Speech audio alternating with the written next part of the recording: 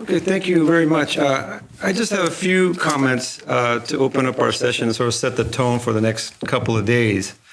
And what I really wanted to sort of go over is, why are we here and how we got here? Because I think that's very important. The way this meeting came about was because in May, 104 members of the Ahmadi Religion of Peace and Light were detained at the border of Turkey and Belgium.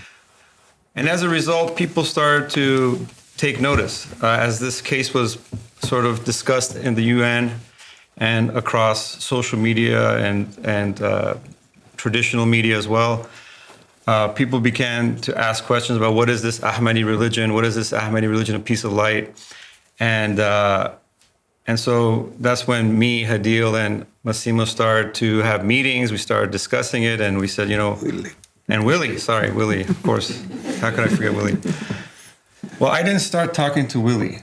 I was talking to you first, and then Willie, But yes. Willie is the first person who mentioned it to me, the Ahmadi. Okay, so we have to give credit to Willie. Credit is from now on, I will give you the credit. You're the first in the chain of narrations. Yeah. So the reason we're here and the reason for this persecution is because we are making bold and big claims. And, with big claims and bold claims comes big scrutiny and big opposition. And the biggest part of that bold claim is that we claim to be the successors of all the prophets. And this bold claim began in 1999 with Ahmed Al-Hassan, who, according to Shia eschatology, is the promised Yamani, which is one of the signs of the end times, apocalyptic times. And it was continued. This bold claim was continued with Abdullah Hashim Abu Sadiq into our current time. And that's where we are today. And so we're here to learn about the 7 sessions are basically thematically organized to deal with all the relevant topics that has caused this persecution and this type of reaction, especially in the Muslim majority lands. And, we also are claiming that we are the Kalki of Buddhism, of Hinduism. We are the Maitreya of Buddhism. We're the Mashiach of Judaism. We are the Messiah of Christianity. And we are the Mahdi of the Muslims. So this is big claims.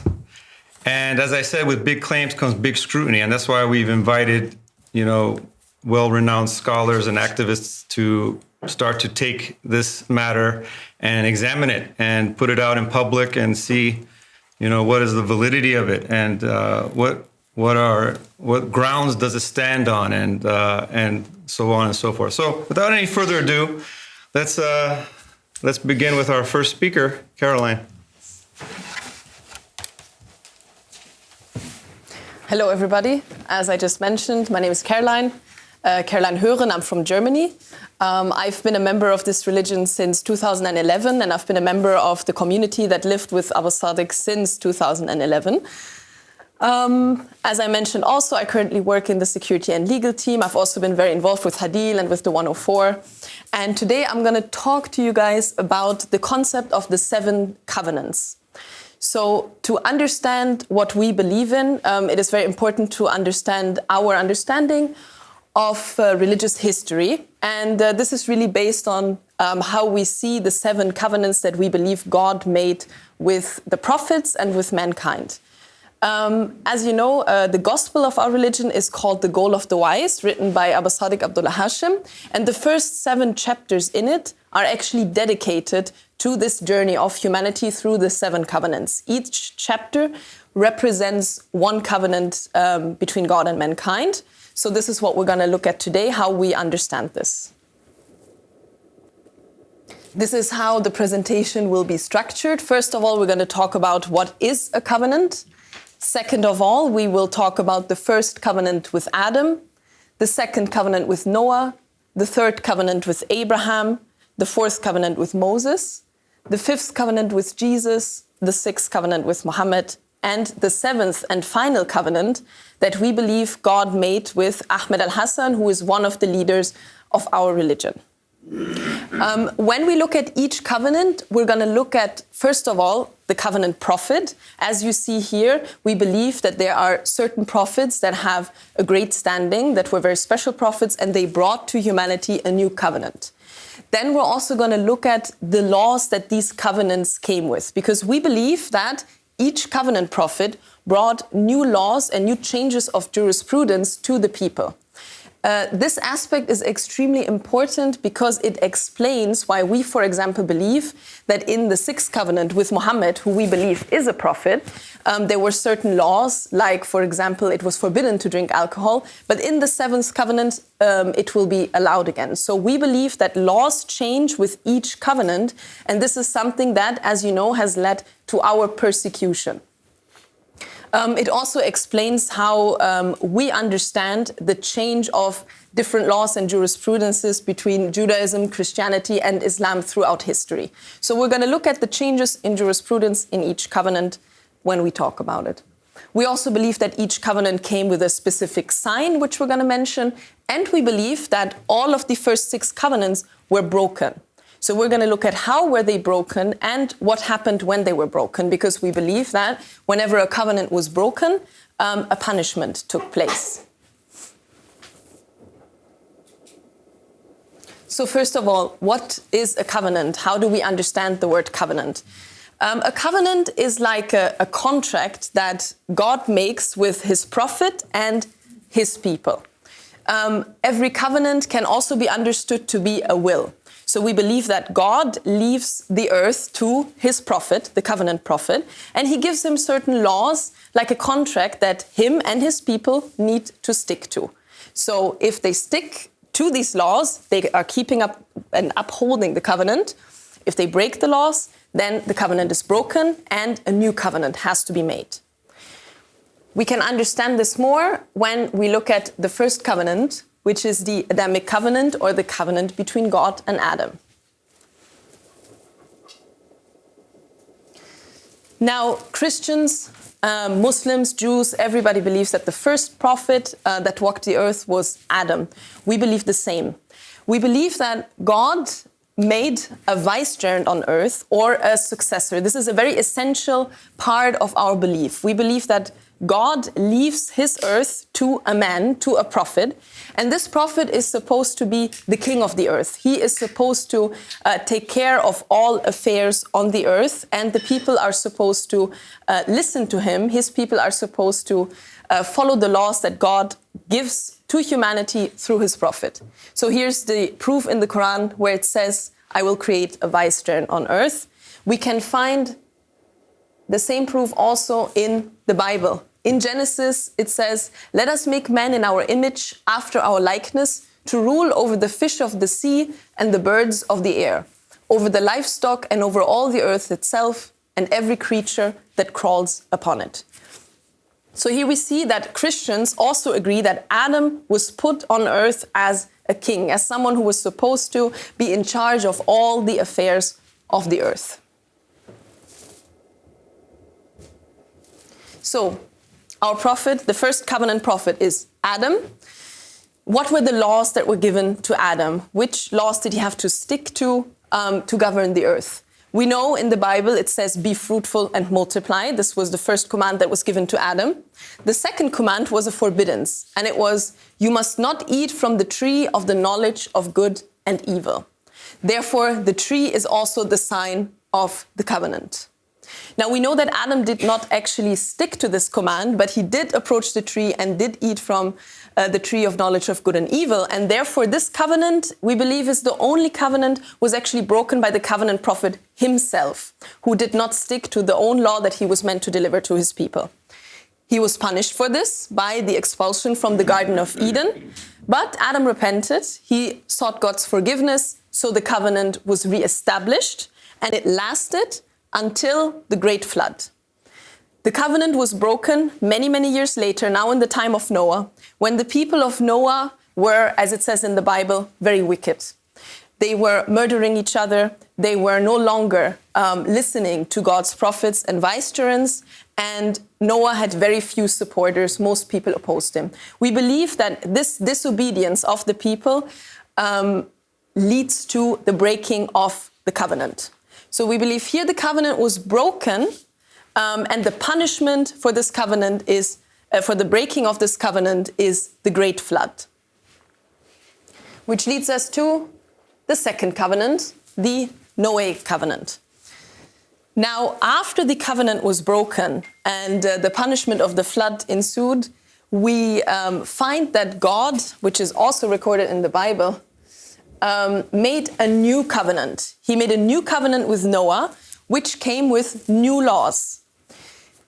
Here we have to pause for a moment because it's really interesting to see that we believe the laws change when there is a need for it. So we do not believe that the laws of God are written in stone and are the same throughout history, but we believe that if there is a need for a law to change, then God will change it through a new covenant or a new covenant prophet.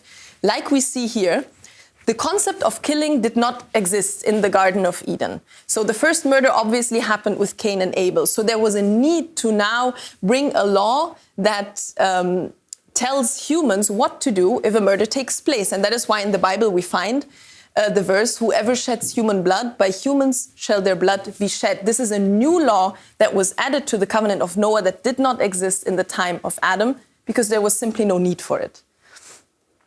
Now, other things also changed in the covenant of Noah. For example, it says in the Bible, everything that lives and moves about will be food for you.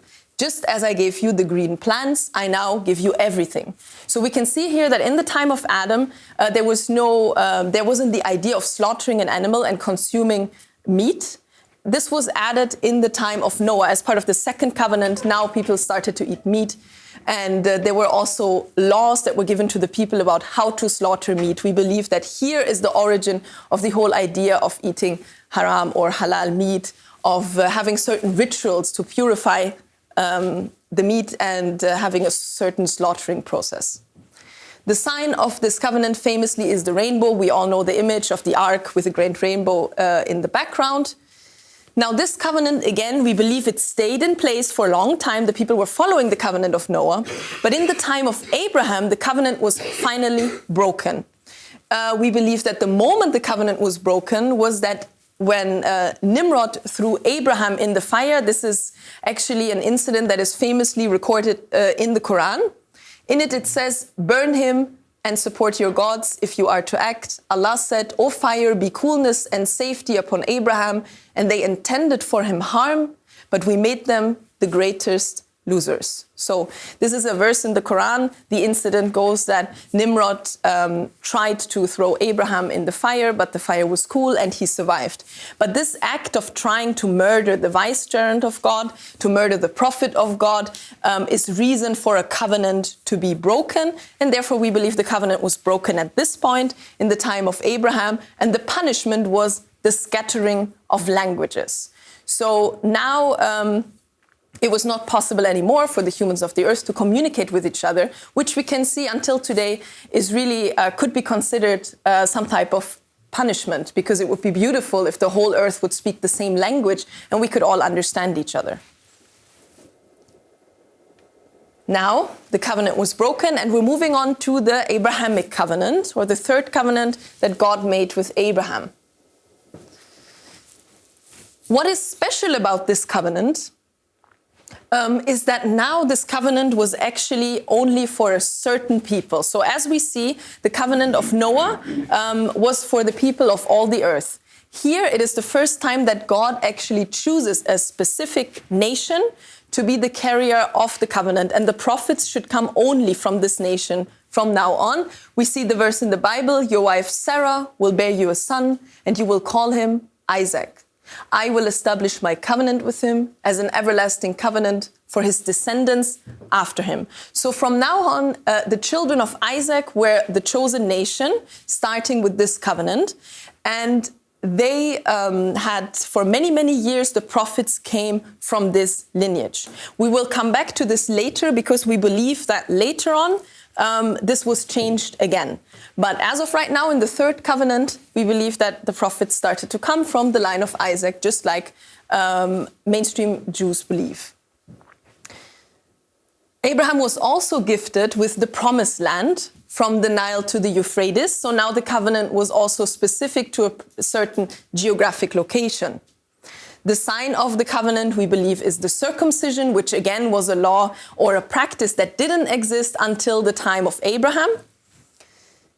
And the covenant lasted again for many, many years until it was broken by the Israelites. Now, as we know, the Israelites in the time of Joseph migrated to Egypt and started to live under Egyptian rule.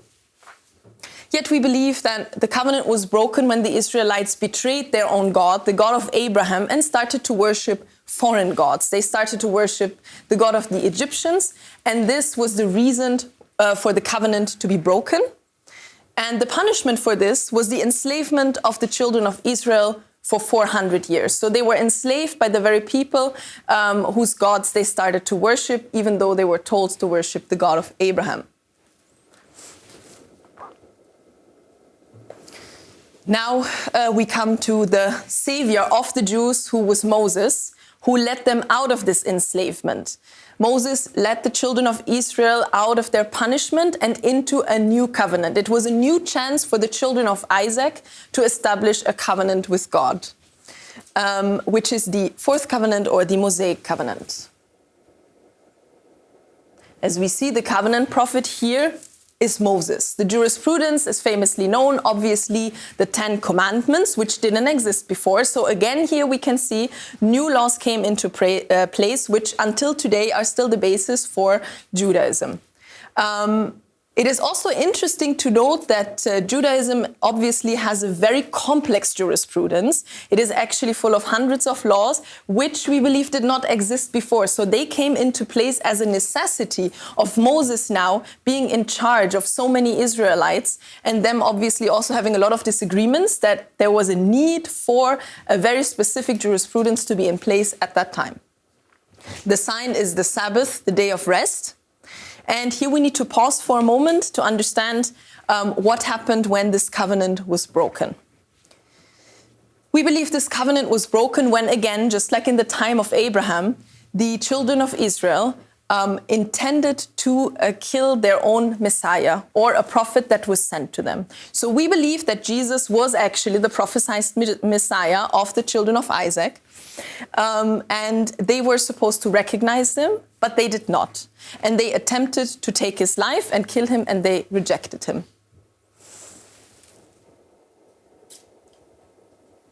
Another thing that we believe is that Jesus tried to establish the Jesuit covenant with the children of Israel. So we obviously know the famous event of the Last Supper. Jesus gathers his disciples, and he actually says that he will make a new covenant with them. So in the Bible, all Christians also believe that this event is connected to the word covenant. In the Bible, it says, likewise, he also took the cup after supper, saying, this cup is the new covenant in my blood, which is shed for you.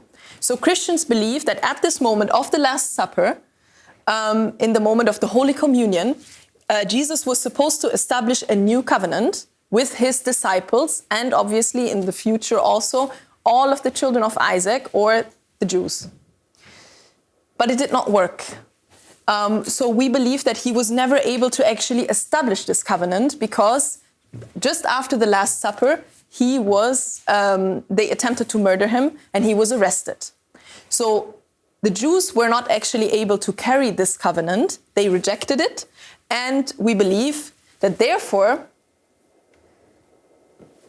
another punishment ensued, which is in the year 70, where the Temple of Jerusalem was finally destroyed. So even though the children of Isaac were the chosen people, because they were not able to carry the covenant and they rejected the prophet that came with the new covenant, the covenant was not given to them anymore. And they were no longer the chosen people. So since the time of Abraham, they had been the chosen people. We know that many prophets came from their lineage. But since the time of Jesus, this has actually stopped, and no more prophets were sent to them. And they also do not claim anymore that they have had any new prophets since then. Here we see now what happened with the idea of the chosen people. As we said, Abraham, he was granted a special favor by God, which was that from the lineage of Isaac would come the Israelites, who were carrying the covenants for a very long time and were the chosen people.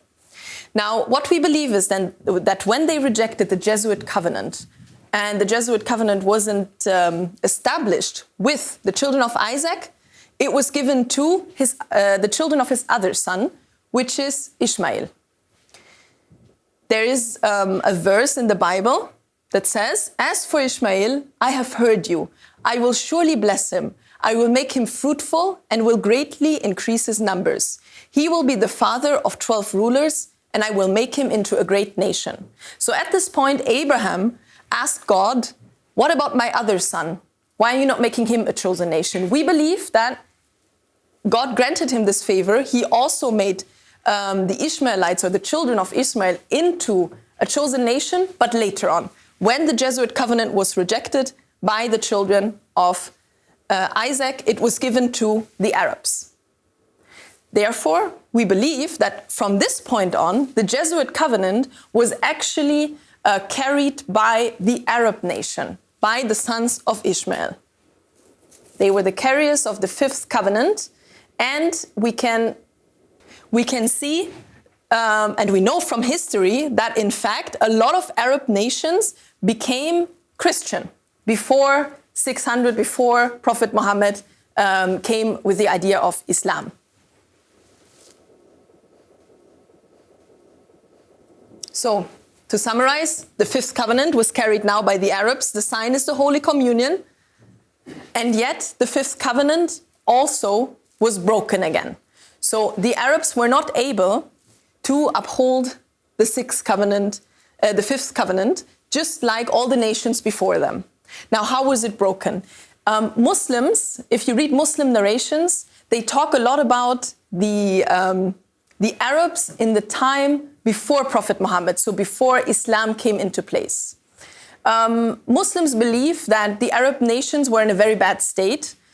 Some famous examples obviously include drunkenness or the burying of female infants. These were all very barbaric practices that were outlawed later in the Sixth Covenant by Muhammad. So the Arab nation actually did not uphold the Fifth Covenant, but they again started to misbehave, started to not listen to the commands of God, and they also started to worship idols. So they were no longer monotheists. So just like the nations before them broke their covenants, the Arabs also broke the Fifth Covenant, and a new covenant had to be made.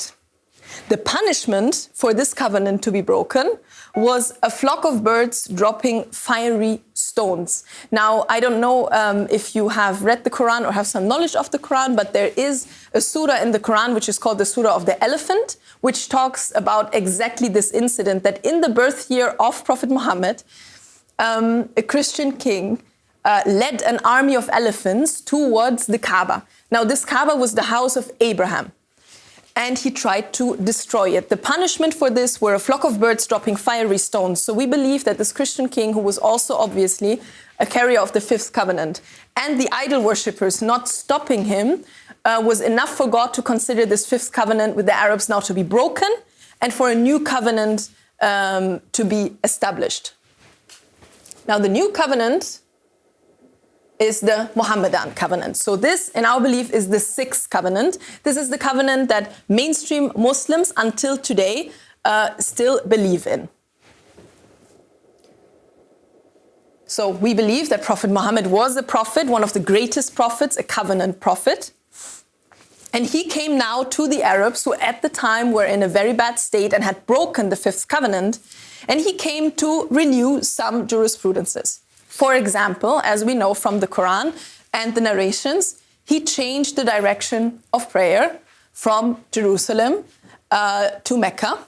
He established 5 daily prayers. It was now obligatory upon all Muslims to pray 5 times a day in a ritualistic manner.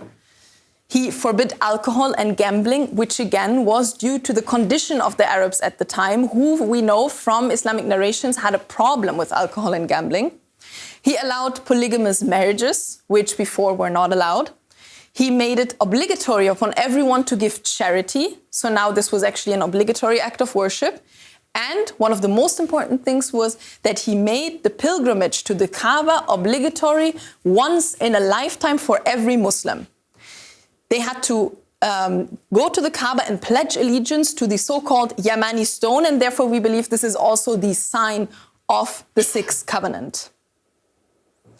Now here we need to pause for a moment, because now we come to the whole idea that I guess explains why we have been so persecuted by Muslims worldwide. Muslims believe that this covenant that was made with Muhammad is still in place today. They believe it's eternal. They believe none of its laws will ever change. And they also believe that the previous prophets were upon Muhammad's laws as well. Yet they can obviously not explain why in the Bible Jesus drinks alcohol. They just explain it by saying these are corruptions. This can't be true. We believe that a lot of it is true and that the change of laws can be explained by the changing of the covenants. We believe, though, that the sixth covenant was not eternal. We believe that it was broken. Now, how was it broken? Just like Shia Muslims believe, we believe that there are vicegerents of Prophet Muhammad. So Prophet Muhammad told the people that after him, they should follow the 12 Imams. So we believe in the 12 Imams, just like mainstream Shia Muslims do. We believe that after the 12 Imams are also 12 Mahdis, so even more successors of Prophet Muhammad. And there are many narrations of Prophet Muhammad where he talks about the importance of following these vicegerents, and not only following them, but also loving them and treating them well. This is not what happened, though. We know from many Shia narrations that the vicegerents of Prophet Muhammad were killed one by one. Obviously, the tragedy of Karbala is a very prominent example that even Sunnis and Shia, they both agree on this, that Imam Hussein was brutally killed.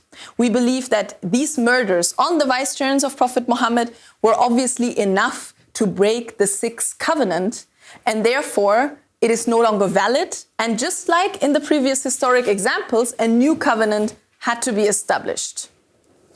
Which leads us to the last point, the Ahmadi covenant, or what we believe is the seventh covenant, the new covenant of our age, that was established with the leader of our religion, Ahmed Al-Hassan. We believe that he is the carrier of the final and last covenant.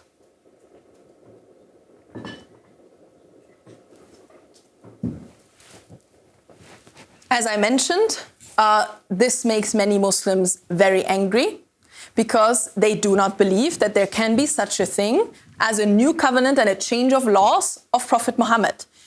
Yet we have many proofs from Islamic narrations that show that the family of the Prophet himself prophesied that in the last age, Islam will change and that there will actually be a new religion with new laws.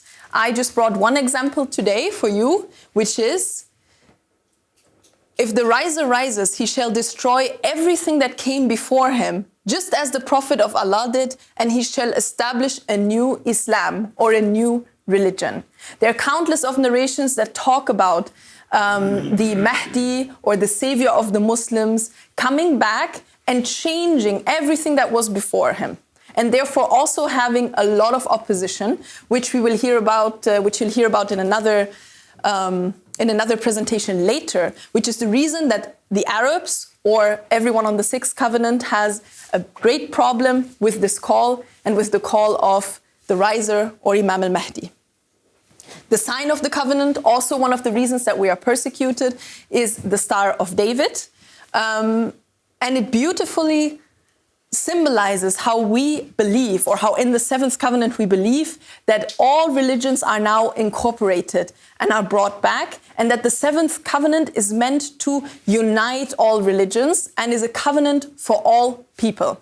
In fact, Abba Sadiq in our gospel, The Goal of the Wise, states that the seventh covenant is a covenant of the souls. So we believe that Ahmed Al-Hassan and Abba Sadiq, they are the prophesied saviors of all different religions, as Professor Rasfer had also mentioned just now.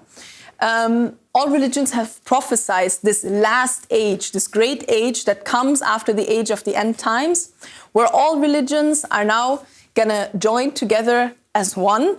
And it is the fulfillment of many prophecies of a savior. And we shall end this by a quote from our Gospel, The Goal of the Wise, by Abdul Hashim Abu Sadiq, where he summarizes, the seventh covenant is the only covenant that seeks to revive and unite every religion whose origin was a prophet worldwide from Adam's time until today. This final and most complete covenant is the everlasting covenant that is for the entire universe. It is God's covenant with all of creation. So we can see that this seventh covenant is inclusive. It is no longer a covenant that is determined by nationality or by being part of a certain lineage or a certain chosen people. But we believe that this is the covenant of the souls, meaning it's all about what's on the inside. Thank you very much. That was my presentation for today.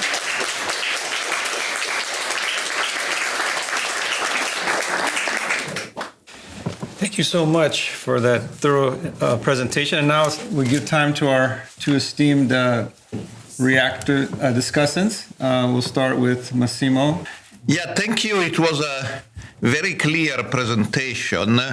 And as you start interacting with scholars and others, I believe what you will discover is that while the self-presentation of a religious community focuses on the uniqueness of that community, what scholars from outside do first in their mind, and then perhaps openly if they are not prohibited from, is to make a comparison.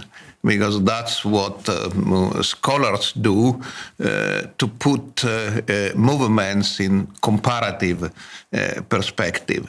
So what we see here is a theology which built on what in Christian settings is called dispensationalism, meaning that the history of the world is divided in dispensations, what you call covenants.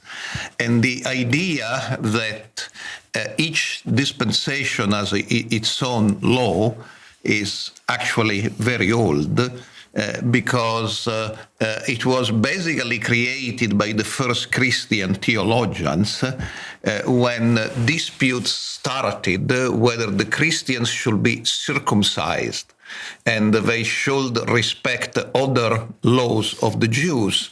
And there was a clash between different apostles. Apostle Peter, who was, Christians believe, was appointed successor of Jesus, was almost kicked out of the church because originally he wanted also the Christians to keep being circumcised and to keep a number of Jewish laws. And other apostles were against this. So in the end, if we believe the official narration, Peter acknowledged he was wrong, and most of the early Christians agreed that they have entered what you will call a new covenant or a new dispensation, where some of the old laws were no longer in force. And of course the Muslims did the same. We say we honor the Jewish and Christian prophets, but their laws are no longer in force. And then we come with new laws. And within Christianity, of course, several dispensationalist theologies were born, who by people who say that now we enter a new dispensation and we have new rules and new theologies. And even in the Christian world, these new religious movements were normally persecuted. I wrote a book, for instance, on Christian movement heavily persecuted in China called the Church of Almighty God, and they also divide the history into covenants or dispensation or ages, and they believe their founder inaugurated a new dispensation, and the rules of the previous age, the age of Jesus, are no longer valid, and they believe Jesus was a real prophet, he should be honored, but when their female new incarnation of God revealed herself in China in 1991, these rules were no longer in force. And of course, when you announce that rules that a large community holds very dear to them are no longer in force, you are regarded as subversive or heretic or dangerous, because you actually suggest that people breach the rules, that you believe they are no longer in force, but the others believe they are still in force. So for you, you are a religious innovator, but for them, you are a subversive and a heretic and a rebel. So that's a very old story repeating itself as new religions are continuously generated. And I only have one footnote, which comes from my reading of The Goal of the Wise, and I'm very much admired of how you were able to put in a short speech everything, but of course in The Goal of the Wise there is more. And for me, again, in a comparative perspective, it seems very important, but you will tell me whether I got it right, that the transgression of Adam was not eating a literal fruit, but it was actually a sexual transgression. And it was not, however, as in other new religions, trying to have sex with Eve, but it was trying to have sex with a previous incarnation of Fatima, the daughter of Muhammad, who was very beautiful, and so he didn't succeed, but he was punished for this. And again, that idea that it was a sexual transgression, you will find Reverend Moon's unification movement, you will find in Korea, in the Providence movement, so you will find it in a number of Christian new religious movements as well. So I believe more or less we know where to put it, and since that's not a detective story, I believe I can make the last short comment about something I believe Hadil will discuss in the third session. When you say you have these two founders, or perhaps three, because there is the 12th Mahdi as well, and one is Ahmed Al-Hassan and the other is Abul Sadiq.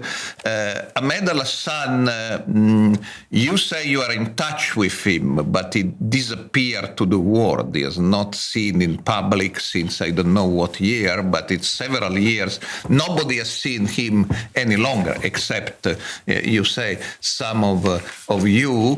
And so their current or trend starts as a cluster of religious movement with Ahmad al-Hassan in Iraq, but then at some stage and under heavy persecution, al-Hassan disappears, and the various groups claim to be the legitimate representative of Herzl al-Hassan, and there are other groups, and these other groups are part of the problem because they also disagree with them and foster the persecution of them, and then they are them, and they believe that their leader is is not only, their leader al-Sadiq is not only the legitimate successor of the disappeared Al-Hassan, but also that Al-Hassan was like a John the Baptist figure in the Muslim tradition, the Yamani, and the Yamani, Al-Hassan, the one who disappeared, just prepared the way for the Mahdi,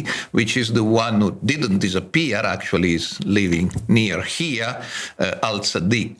But not all those who acknowledge the mission of Al-Hassan acknowledge al-Sadiq as the Mahdi or the legitimate successor or continuator of the mission of Al-Hassan. So there are, particularly in Iraq, groups who believe they are the representative of Al-Hassan, and the Ahmadi religion of peace and light is not the legitimate representative of Al-Hassan, which complicates the history of persecution, because these other Al-Hassanic groups also support the persecution of the Ahmadi religion of peace and light.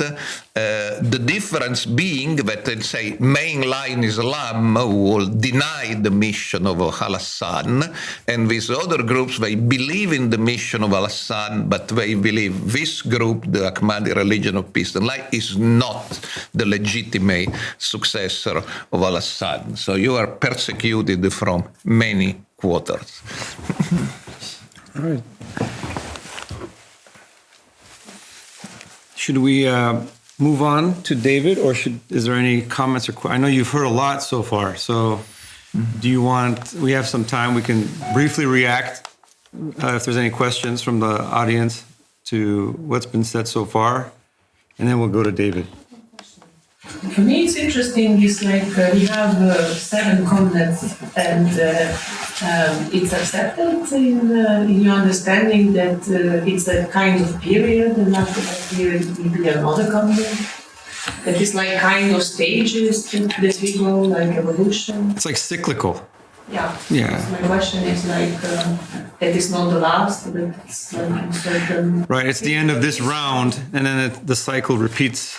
Yeah. Definitely. Eternally. Yeah. It is. Yeah. We believe that this is the last final. It's the everlasting covenant. So we believe the 7th is the final in our belief. Yes. Excuse me, do you know about any other circles? I mean, is the 7 somehow important? So this is just but I mean the number. Yeah. Believe her question is whether the number 7 are a special meaning. I mean, we don't have any specific quote in mind, but for sure we do believe that numbers have a meaning and a significance. So as you've seen, we believe in a lot of Gnostic teachings, like you mentioned, like that a lot of the things that are in the Bible and in the Quran are not literal, like you mentioned. And yeah, we also believe, of course, that they are that there is a significance to numbers. Thank you. Just to comment in the conversation. So there's two points that I wanted to say about the covenant being the final one. So basically, in my background, especially working on gender equality and women's rights, in the Muslim context, there was always the question of, I'm expected to live with laws that have been put from 1,400 years ago, even though my context changed and my understanding changed. And that was a huge problem for the identity, where you believe in human rights and women's rights, but you also have the identity as a Muslim or a believer, and it's so brutal to be denied the ability to reconcile that. And what for me personally, when I came into the faith and I learned about the covenants, it was a huge revelation to me, because there was the understanding that with humanity's progression and the expansion of their consciousness and the needs, I mean, in the Adamic covenant, it was just Adam and Eve. With Moses, you had 600,000. So with the numbers increasing, this conversation between God and humanity is continuous, and laws are changing, and the point is that this renewal recognizes that laws have to be compatible to the evolution and the situation of every day and age. And I think the seventh covenant, why it's a final one, is like Caroline mentioned, because it's with the souls. So it doesn't exclude. So with the previous covenants, it was with certain nations, but with this covenant, it is an understanding that it is for everyone. It's for everyone who, for us, obviously, we believe in the prophets and messengers, and so everybody is invited, regardless of their background, and that's why in the presentations today you will see how diverse this community is, not just in terms of nationality, but also in terms of religious background. Mm-hmm. So it's universal in that sense, that it's a combination of all the religious traditions, but also what makes it unique, and this is, I wanted to comment on what Massimo was saying, that the uniqueness is that we believe that this renewal of that conversation has to be through a man appointed by God.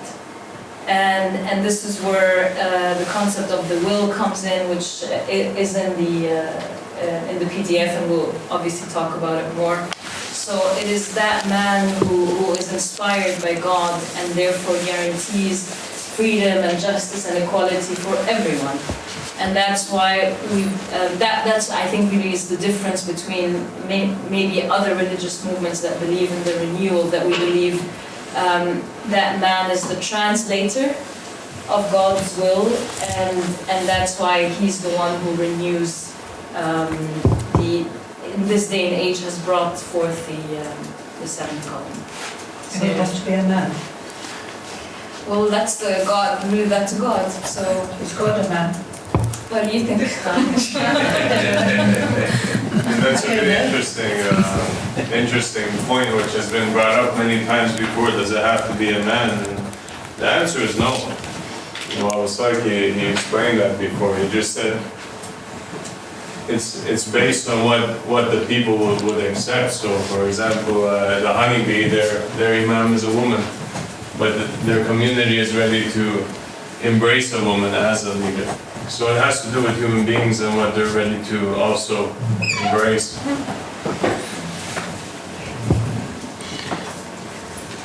But if it's sorry. Go ahead. If it's universal, then how can you get out of that by saying, well, the Alawi believe that it can be a man or a woman, if you believe it is a man? No, when she's saying a man, she's using the word like as a prophet, as someone appointed by God. But there have been female prophets. Yes. There's been. But the final one has to be a man? No, there is no final one.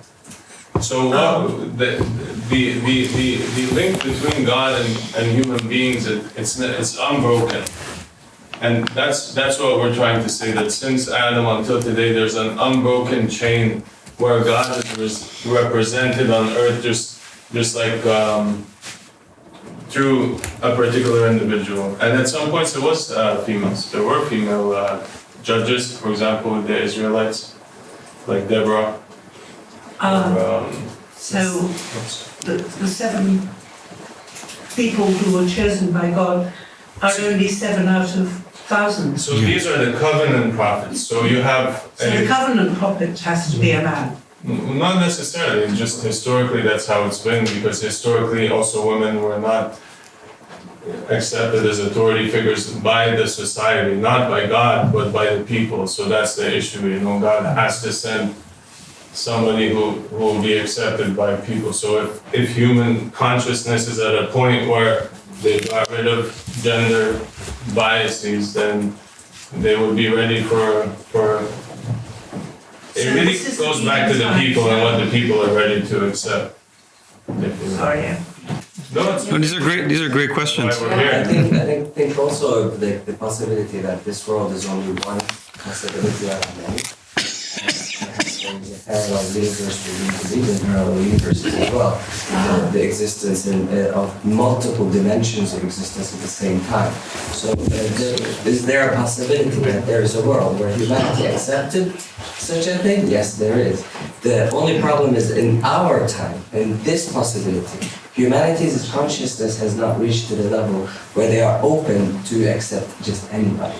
A man or women. Therefore, what happened as a consequence to the existence of a human being's consciousness at this low level is that it had to be a man. It just would not be accepted by the general public at all. It would not even be looked at as something that's of substance, just because of the low level of the human consciousness. So can I just ask one more question? Ask as many questions as you need. Just one more now, because we're going to hear David, but then you Oh, can. I'll shut up. No. Well, what's worrying me is if this is the end time, and this is the seventh and the final, okay, you might have the different universes, but you say at this time, but it could be a woman. But it can't be a woman if we reach the end of time. Just can we define the end of time, because it's a word that, and I knew when Caroline said it that it will be misunderstood. I misunderstood it. No, it's not your fault. It's the word. It's the word end. That's the problem. But we don't believe that the world is going to end after this covenant is established. We actually believe that the world, like the Buddhists believe, has always existed and will always continue to exist. And there may be humans on it for a while, there may be other species in the future, but for a long time there will be human beings, and the end time is kind of the end of an era and the beginning of a new era. And this is why the seventh covenant comes at this time, because it's the covenant for that new era, which you'll learn about as we go along. But the end time doesn't mean that the world is going to end, it just means that it's the end of Cyclical. Well, yeah, it's the end. I don't want to spoil the surprise, but Yes. Or like Transformation. Yeah. well, hopefully it's going like that, upwards to. Or it's going like this, in an upward trend. But in the end cyclically. of the day, it really depends on people. But there could be an eighth covenant. Well, we don't believe that there could be, because the seven covenants they're kind of. The seventh is really like the return to the first, where we were in Eden, where there was freedom, where there was God was walking amongst the people. So when that was broken, it was like we were being prepared again to return to that. But there had to be, because of what the people did, from being away from God, from spreading corruption in the land, there had to be like this rehabilitation process to get back to this. So we can eat the metaphorical apple again. Yes, we will eat the apple. But also understand Abba al-Sadiq is the first in a lineage of Mahdis. Exactly. It's the current Mahdi is the first of a series of Mahdis. He's the second. Well, the second, which will not be, but is not the last. And the next Mahdis I read in the Gulf were not necessarily be carnal descendants of this Mahdi. Yeah. So it can be pretty much everybody. Yeah. And after the 12 Mahdis, there's 12. God will choose. others. Yeah, it's not the physical descendants. Okay. Thank you so much. David, you get to wrap it all up. And I think we can go home because all we shared what I want to say. Just quickly. When we talk about a new immersion of the new religious movement coming in, generally in terms of a religious study, we do consider today have a basic element of being a religious group, and then for that we normally talk about the five primary stuff. Do they have a leader, and do they have a sacred place, and do they have a sacred ritual, and do they have a sacred text? You probably have it here. And then do they have a devote to members? So members and the leaders and canons and then workplace and then rituals. So if you, I'm sure you guys looks like have all those elements. So in Summer, officially or unofficially, people start looking at your movement in Summer, start informing in the world. So because you all talk about it, so I want to talk a little bit about the not sociological perspective.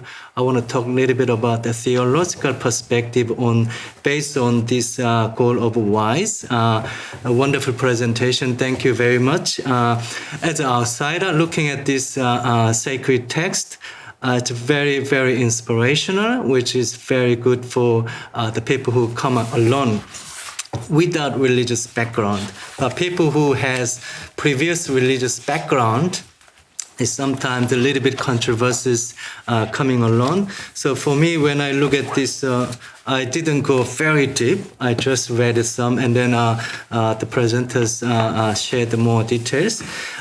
For me, this sacred text looks like a more liberal text. When I say liberal, those references are based on the variety of the texts, canons in the Quran. Also, you see a lot of the Nag Hammadi reference coming along, such as Book of Barnabas, Book of even Gospel of Thomas. Those things are being mentioned.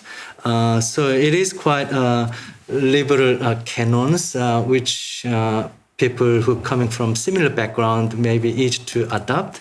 But it's a lack of the Asian Buddhism and the Confucianism. You try to be a more embracing all these other religions, but Eastern religions are quite, in terms of theology, lack of the inclusions in there. Also, when I look at the author, who is the author, you probably know about the, this text can be revised in the future. It has a little bit more personal term. In terms of terminology, I see a personal terms being used, such as I and we. As a sacred text, unless there is a quotation, it's a little bit it can be developed a little bit. Seven covenant. For me, it's like a perfect number. In many traditions, 7 is symbolizing a perfect stuff. So you can say and, but another interpretation come along. Before I go through a little bit deeper in each covenant, I was wondering, do you have a sacred, another sort of unofficial text called like Sayings of Ahmadis? Ahmadi Hassans itself, because a lot of quotation coming from sayings of Ahmadi Hassans, but is that all the list you have it, or there is other one you haven't applied into this gospel, the goal of wise? That could be one of my questions. Let me just go through the each covenant, some curious or controversial issues.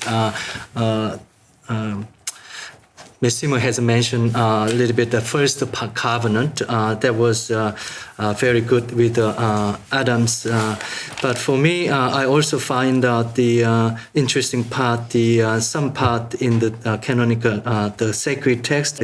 Not only Adam and Eve, there is another figure coming called Azel. Azel is A-Z-E-L, is the one physically having a sex with Adam, not with Eve. So that was a little bit a curious part. And then also Cain coming along from there. That's an interesting part. If I go to the second one, Noah's covenant, it's very well-known stories. But from that perspective, for my understanding or my curiosity, stopped the story. Noah and his wife. The reason Noah took a long time, the Bible talking about just like a long time, but without telling such that detail. But the old canon talk about it had God's plan through the Noah building of ark. It's being delayed about 10 times. because of the behavior of the society, and then also Noah's wife's name, her name's meaning has fire, yeah. So it's a fire. So that kind of stuff, talking about the reason being delayed 10 times because of the peoples in the society. They're trying to give us some more opportunities. So that was interesting to me. The situations, God had another plan to give more chance to people to get into the ark, but sadly, unfortunately, Noah's family was the final one. So if we go Abrahamic one, covenant, it's very generally, we understand not many stuffs coming here. But for Abrahamic covenant perspective, I see your community also has pro-LGBTI or pro-gay philosophy. It's embracing that's in the narrative of the Lot, through that one, you're talking about the kind of the very generous perspective that God may embrace those people who exercise. I don't know, they expecting they eventually convert, or they still embrace as who they are. So from my perspective, you has a very pro-LGBTI perspective in 21st century. But in this text, it's more homosexualities. Also, if we move to Mosaic, the fourth covenant, that was also a very interesting part. For me, it's so it's the Mosaic covenant. You speak a mention about the establishment of all the laws, including marriage and the fornication, adultery, and homosexuality. That was good. But one thing took my attention was a narrative of David and Bathsheba. You don't believe. That is sort of a made-up stories. I think you understand that part. That was curious. If you could explain that part, why the David's story with Bathsheba is sort of a man-made story, and then you don't recognize it. Yeah, also sort of a mention about the Mosaic covenant end up by the destruction of the second temple of the Jerusalem by this around the 77 AD. It was interesting, but if you could open up with more evidence, historical evidence or theological evidence, that will be very good, because from outsider's perspective, it's like a big jump. Moses, and then end of the covenant is in destruction of the second temple. It needs some improve that evidence or relative stuff seen there. Yes, sixth covenant. I was interested about those numbers. You have so many numbers about the believers, 124,000 believers, and then prophets numbers coming also. Yeah,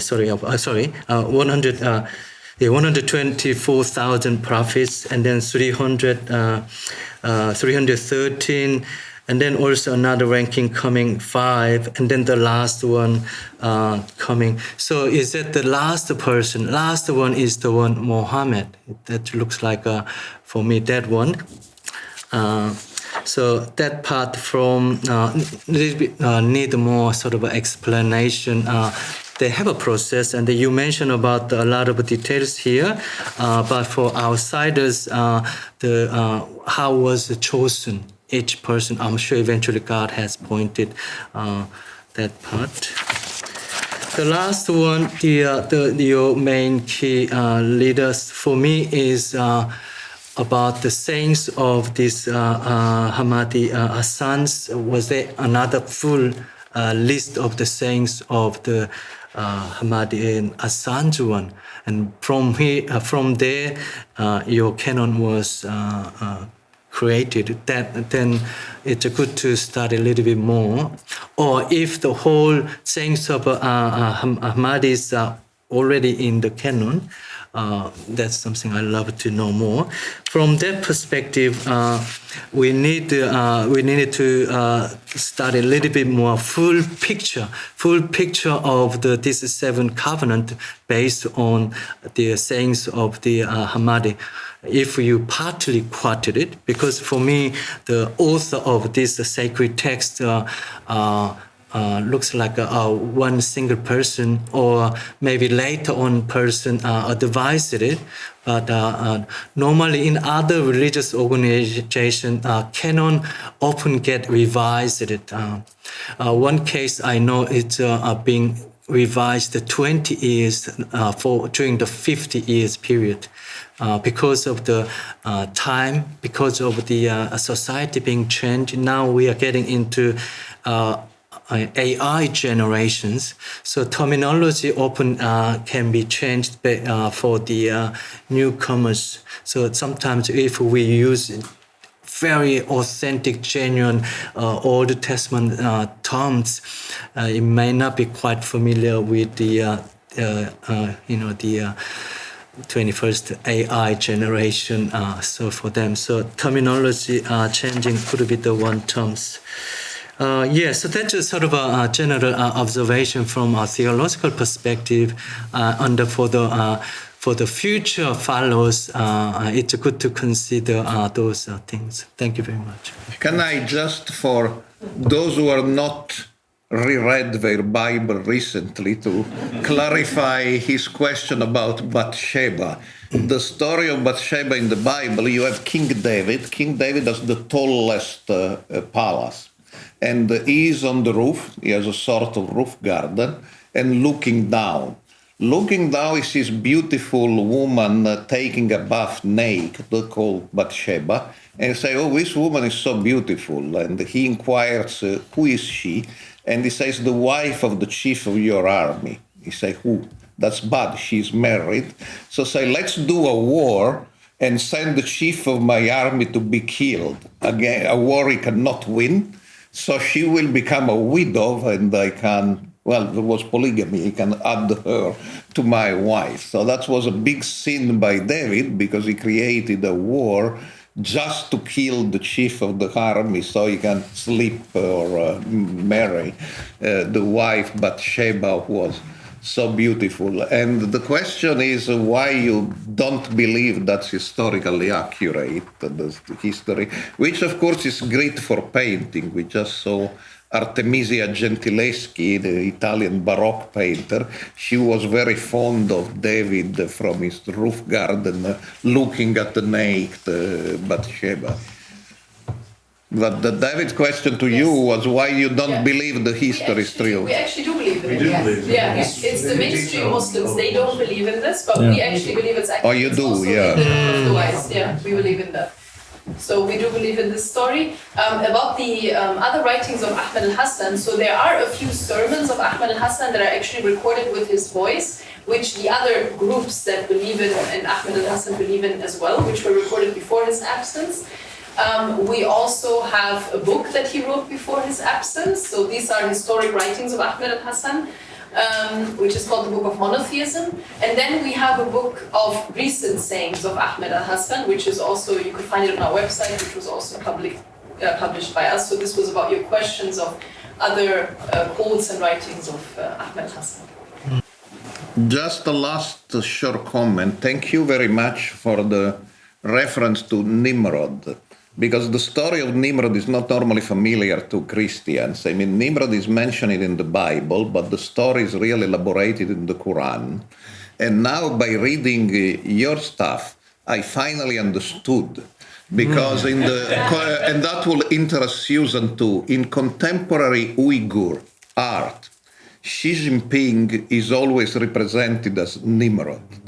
And of course, Nimrod is such a minor character in the Bible that I didn't understand. But when I realized in the Quran, Nimrod is much more as an arch villain trying to kill the prophets than in the Bible. And so representing Xi Jinping as Nimrod makes a lot of sense by contemporary Uyghur artists.